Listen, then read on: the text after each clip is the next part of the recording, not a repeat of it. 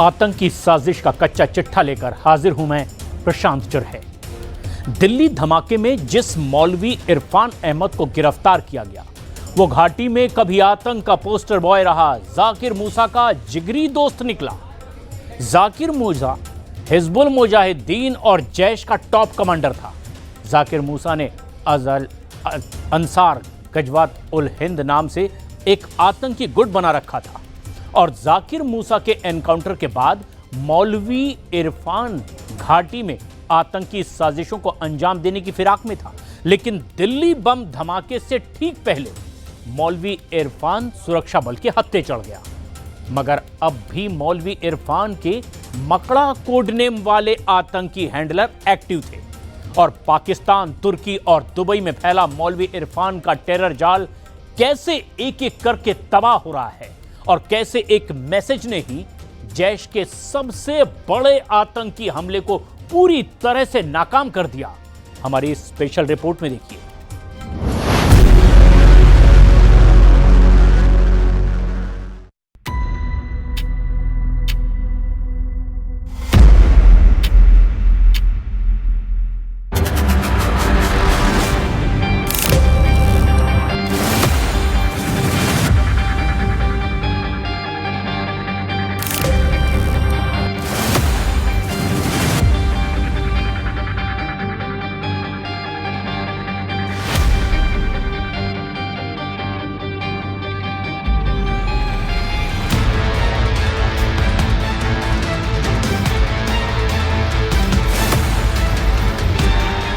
10 नवंबर को दिल्ली में हुए आतंकी हमले का सबसे सॉलिड और अहम डायलॉग है ये। यकीन करना मुश्किल है, लेकिन सच यही है। पुलिस की दी चेतावनी ने जैश ए मोहम्मद की सबसे खौफनाक साजिश का द एंड कर दिया है।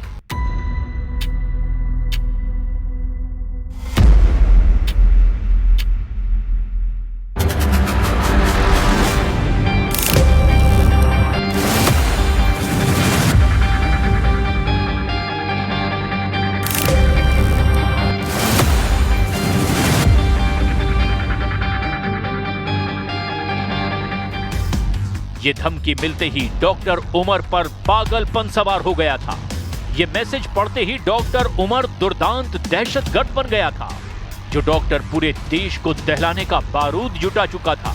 जिस उमर ने मौलवी इरफान अहमद के बनाए व्हाइट कॉलर आतंकियों के गिरोह की कमान संभाल रखी थी, वो जम्मू कश्मीर पुलिस को सोशल मीडिया प्लेटफॉर्म पर दी गई वार्निंग देखते ही आत्मघाती बम बनकर फट गया।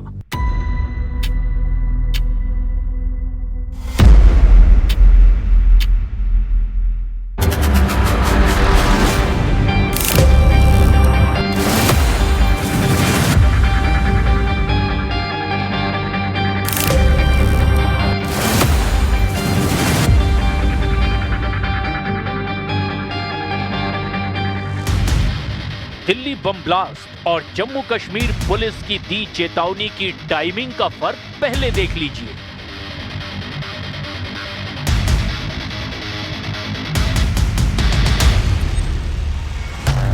ताकि खौफनाक साजिश के सारे सिरे खुद ब खुद सुलझते जाएं।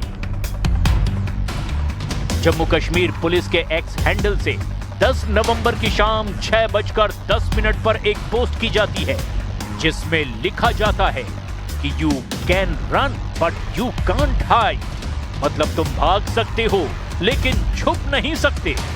इस चेतावनी के महज 40 मिनट बाद 6:50 पर दिल्ली के लाल किले के पास दौड़ती गाड़ी में बम धमाका हो जाता है। डॉक्टर उमर मौत बांटने के सामान के साथ घूम रहा था। डॉक्टर उमर मसूद अजहर की खातिर कुर्बानी देने निकला था। डॉक्टर उमर को बड़ा नहीं, बहुत बड़ा मिशन सौंपा गया था, लेकिन वो 10 नवंबर की सुबह से घबराया हुआ था, अलग अलग ठिकानों पर भाग रहा था, छुपने की कोशिश कर रहा था, क्योंकि जम्मू कश्मीर पुलिस उसके आतंकी साथियों को शिकंजे में लेने लगी थी। एक के बाद एक गिरफ्तारियां हो रही है। श्रीनगर, फरीदाबाद, सहारनपुर से उमर नबी को बैक टू बैक डरावने अपडेट मिल रहे थे, जिससे मौत का सौदागर अपनी मौत को करीब आते देखने लगा था। उमर को जैसे ही एहसास हुआ कि वो फंसने जा रहा है। उसने सबसे पहले उसी जगह पनाह लेने की कोशिश की जहां से विस्फोटक का बंदोबस्त किया गया। ये जगह हरियाणा के मेवात में है। मेवात के रास्ते हरियाणा के नूह के फिरोजपुर जरीका में लोकल टोल पर उमर नबी की गाड़ी 10 नवंबर को तड़के सीसीटीवी कैमरे में कैप्चर हुई।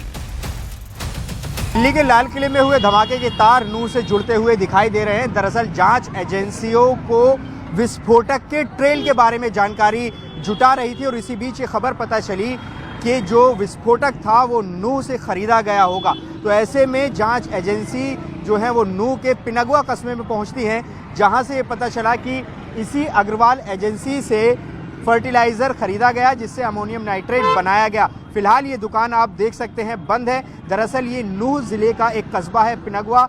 यहाँ अग्रवाल एजेंसी से ही जो उर्वरक है, फर्टिलाइजर है, वो खरीदा गया और इसके जो खाद विक्रेता हैं दिनेश अग्रवाल उर्फ डब्बू, उन्हें बताया जा रहा है हिरासत में लेकर पूछताछ चल रही है।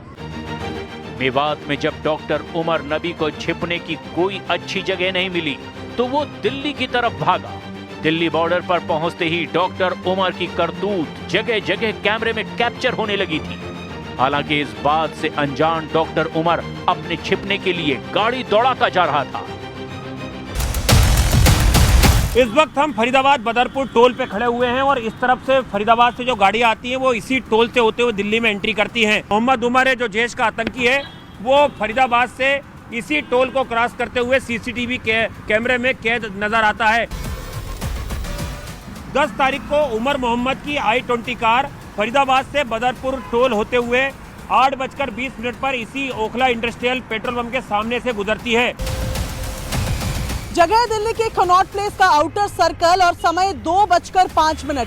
ठीक इसी जगह से डॉक्टर उमर की गाड़ी सीसीटीवी में कैप्चर हुई और यहां से तुर्कमान गेट के लिए बढ़ी। इस वक्त हम पुरानी दिल्ली की ये फैज इलाही मस्जिद के बाहर खड़े हुए हैं। 10 तारीख को जब लाल किले के पास I-20 गाड़ी में ब्लास्ट होता है जिसमें कि मोहम्मद उमर सवार था, जो गाड़ी को चला रहा था, वो लाल किला पहुंचने से पहले इसी मस्जिद में आता है। दिल्ली में बम बनाने की लोकेशन और छुपने का ठिकाना तलाश रहे डॉक्टर उमर नबी को पहला करंट दोपहर में लगा। सोशल मीडिया पर जब जम्मू कश्मीर पुलिस ने दहशतगर्दों की गिरफ्तारी की जानकारी दी, 10 नवंबर दोपहर 1:40 पर जम्मू कश्मीर पुलिस ने सोशल मीडिया प्लेटफॉर्म पर डॉक्टर मुजम्मिल और अदील अहमद राथर के साथ 7 आतंकियों को गिरफ्तार करने की सूचना जारी की। जैसे ही डॉक्टर उमर नबी ने ये न्यूज पढ़ी, उसका खून जम गया। डॉक्टर उमर तब दिल्ली में कनॉट प्लेस के पास था। दोपहर 2:05 पर उसकी बारूदी गाड़ी सीसीटीवी कैमरे में दिखी। फिर कनॉट प्लेस से उमर नबी लाल किला पार्किंग की तरफ भागा। 3:19 पर उमर की गाड़ी पार्किंग में जाकर रुक गई। इसके बाद 3 घंटे तक डॉक्टर उमर प्लानिंग करता रहा, खूनी तरकीबें सोचता रहा। लेकिन जैसे ही जम्मू कश्मीर पुलिस ने डॉक्टर उमर के नाम पैगाम भेजा, उसका सब्र जवाब दे गया।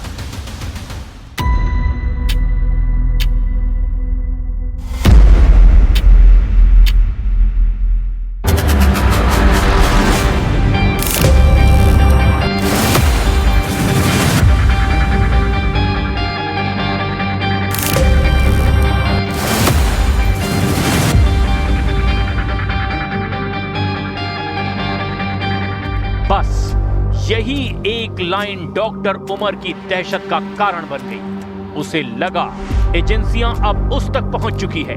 पार्किंग में बैठे बैठे उसका मनोबल टूट गया। उसका डर अब पागलपन में तब्दील हो चुका था।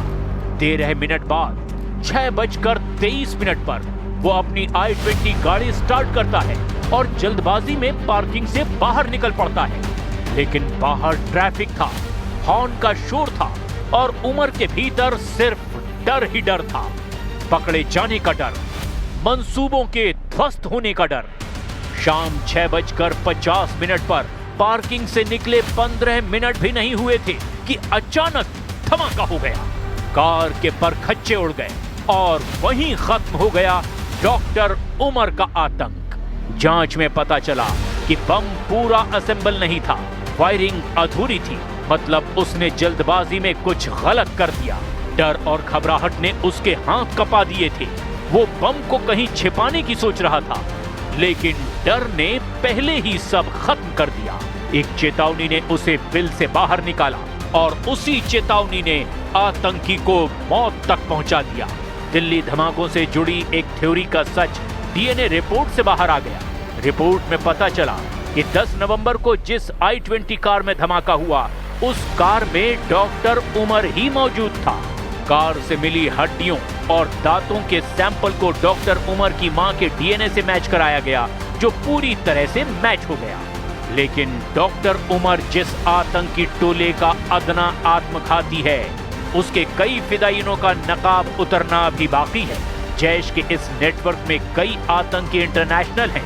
जांच एजेंसियों को दिल्ली को दहलाने की साजिश में दुबई से भी फंडिंग के सुराग मिले हैं। जांच एजेंसियां ये पता लगा रही है कि धमाके से पहले डॉक्टर अदील कहां गया, क्योंकि उन्हें शक है कि दिल्ली धमाके के तार तुर्की और पाकिस्तान के अलावा दुबई से भी जुड़े हैं और दिल्ली को दहलाने के लिए दुबई से भी फंडिंग हुई थी। दिल्ली धमाके का दुबई कनेक्शन इसीलिए खंगाला गया क्योंकि धमाके से ठीक पहले जब डॉक्टर अदील यूपी के सहारनपुर से गिरफ्तार हुआ, उस समय डॉक्टर अदील का भाई मुजफ्फर दुबई में था और इसी बात ने जांच एजेंसियों के लिए खतरे की घंटी बजा दी है। सबसे पहले इस बात की जांच शुरू हुई कि धमाके से ठीक पहले डॉक्टर अदील का भाई दुबई क्यों गया था। खुफिया एजेंसियों को जानकारी मिली कि डॉक्टर अदील का भाई 2 महीने पहले भी दुबई गया था। इससे पहले अदील के भाई की पाकिस्तान जाने की भी खबर है। शक है कि अदील का भाई फंड इकट्ठा करने के लिए पहले पाकिस्तान और फिर दुबई गया था। डॉक्टर अदील का भाई जांच एजेंसियों के रडार पर है। अभी ये भी पता लगाया जाना है कि अदील का भाई ही दुबई गया था या फिर अदील भी। हालांकि एक बात तो बिल्कुल साफ हो चुकी है कि अदील अहमद राथर 31 अक्टूबर को दिल्ली में था, क्योंकि उसके घर के बाहर कचरे से एक फ्लाइट टिकट मिला है जो 31 अक्टूबर का है। यह टिकट श्रीनगर से दिल्ली का है, जिससे साफ है कि धमाके से 10 दिन पहले अदील अहमद राथर दिल्ली में था। जैश के व्हाइट कॉलर आतंकी मॉड्यूल में अदील अहमद राथर मौलवी इरफान के साथ सबसे अहम किरदार बनता जा रहा है। 6 नवंबर को सहारनपुर में अदील की गिरफ्तारी के बाद से कई अहम मोड़ आए हैं। जैसे अदील की गिरफ्तारी के बाद AK-47 बरामद की गई। अदील को हिरासत में लिए जाने के बाद फरीदाबाद में विस्फोटक बरामद हुआ। अब अदील के भाई का दुबई और पाकिस्तान कनेक्शन सामने आया है। पाकिस्तान, अफगानिस्तान, तुर्की और अब दुबई मसूद खासकर तुर्की टेरर स्पॉट के तौर पर कुख्यात हो चुका है।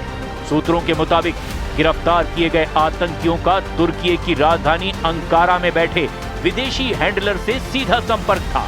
जांच में पता चला कि अंकारा से आतंकी प्लानिंग के लिए सेशन ऐप का इस्तेमाल किया जा रहा था। जैश का हैंडलर उकासा कोड नेम इस्तेमाल कर रहा था। उकासा अरबी भाषा का शब्द है। इसका मतलब मकड़ी होता है। जाहिर है जैश का हैंडलर अपनी असल पहचान उजागर नहीं कर सकता। हालांकि आतंकी हो या आतंकी आका, दुनिया के किसी भी बिल में छिपकर बैठे हों, भारत की मार से अब बच नहीं सकते।